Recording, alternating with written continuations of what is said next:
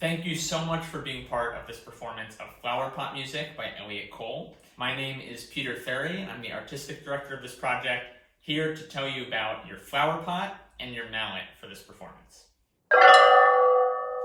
The piece is called Flowerpot music, so the classic standard choice of instrument is a flowerpot. We really love how beautiful this ordinary object can sound. So let's talk about where on the flowerpot to strike to get that great tone. With the flowerpot opening facing up, we can hit on the outside of the instrument in this top area where it's most resonant. That will get a really long sound, which is what we're going for. You'll notice how that note lasts a lot longer than if we were to play somewhere else, like underneath, on the bottom, or through the middle. So just aim on the outside near the top and you'll make a really beautiful sound. For most of the piece, we'll be using the soft mallet part on the top here. When it calls for stick, you can hit the flowerpot in exactly the same place, just use that stick.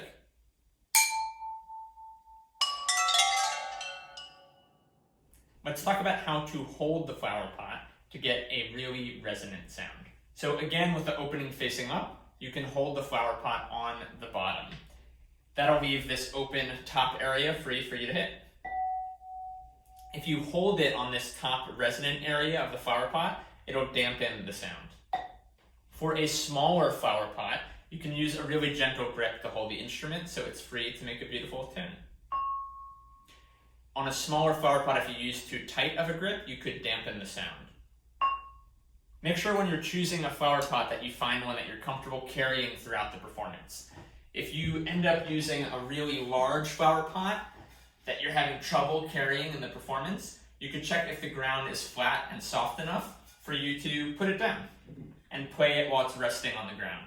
It could dampen the sound a little bit, but chances are it's still going to sound great. Let's talk about where you can find a flowerpot to use for this piece. If you have flowerpots at home, that can be a great place to start. My favorite place to buy new flower pots is Home Depot or any gardening store like that, where you can usually get one for $15 or even as low as $5. A terracotta kind of pot that you might find at a store like that will usually work great. We tend to prefer the ones that are glazed ceramic pots, the shiny ones, since they sometimes ring a little bit longer. But the ones you really want to avoid are the plastic ones, which basically don't make any sound that you can use at all. When you're checking flower pots, you can do exactly what I'm doing. Hold it in the way that you've learned, and just use your hand. If you have a mallet with you, by all means use the mallet. But if you don't, you can just use your finger and check its sound. Make sure that you don't rest your hand when you check with your finger, because you could accidentally dampen the sound and not be able to know if it would ring. So just release, and you'll get a good sense of its sound. As you're experimenting, you'll notice every flower pot has a different sound, and that's great. There's no specific note or pitch that's meant to be used in this piece. The variety is entirely welcome. You'll notice the really small flower pots tend to have a higher tone, and the larger ones tend to have a lower tone. All of those are welcome. Just find a sound that is loud and long and resonant and that you love, and it's going to work great for this piece. Some welcome alternatives to using a flower pot are to use bowls, and a great place to look for these are in your kitchen. Just like a flower pot, you can pick these up and hold them from the bottom and play on the outside in this top area, like this glass bowl. Speaking of glass, also have a glass vase. Ceramic is another material that works really well, and metal, which ring really long. Also, a dog bowl, which can work well too. Be sure, just like with flower pots, to avoid anything that's plastic, which really isn't going to make a sound at all. Kind of sad. If you find a couple different things that you like, feel free to bring a few with you to the performance so you can choose on the spot. For anything you bring, you can write your name on it with a Sharpie or onto a piece of tape, in which case just slap it on the bottom so it doesn't change the instrument's resonance. And even though we're not expecting anything to break, probably best not to bring anything that would be too precious to lose if it did. So now that we've taken care of the flower pot, let's talk about the mallet. For this, instead of repurposing a household item, we're going to use an actual percussion mallet. And for those of you who don't have one already, that's absolutely fine.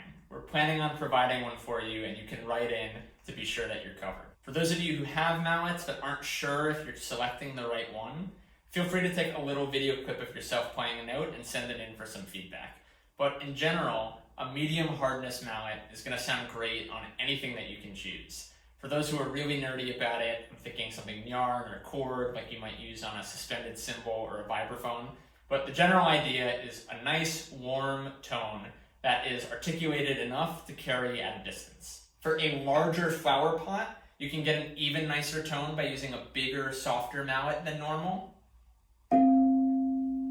Just be careful for the big instruments not to use something too hard. It'll just sound pointy and could even break it. For a smaller instrument, something hard could sound really nice. Just make sure you don't use something too big and soft on a tiny instrument, which could just give you a thud. But again, a medium mallet is going to sound great on pretty much anything you can find. Feel free to experiment, to explore, to ask for help, and as long as you have a really nice sounding flower pot, we're going to have a lot of fun. Well, now you know all that you need to know about your flower pot and your mallet for this piece. All these individual instruments are going to come together to make a really beautiful ensemble sound. Thank you so much for being part of this project, and enjoy your own experience of Elliot Cole's flower pot music.